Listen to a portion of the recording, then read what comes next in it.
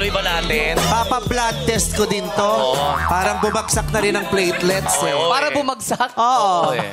Oo. Na-dehydrate. Oo. Oo. Na-dehydrate ka din. Baka nakagat din ang lamok. Madlang people, keep hydrated please ha. Yeah. Napakahalaga ng hydration. Buti okay ka na ngayon, ma. Yes, thank you buti very okay ka much. Pero kahit may dengue ka, nagtrabaho ka pa rin. Bakit Sipag yan. ganun? Talagang in-out mo nagka-dengue ko.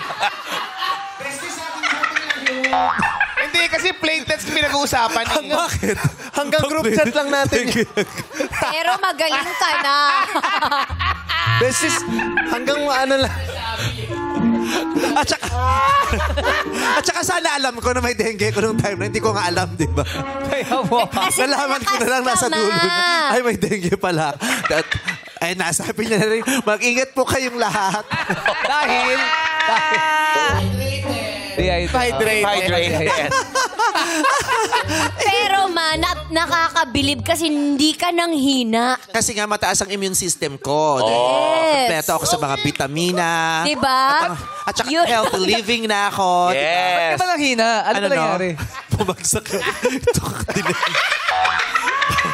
Mamaya natin mag-usapan yung dengue ko. Kasi ma, nag-open up kasi yung In-out mo talaga.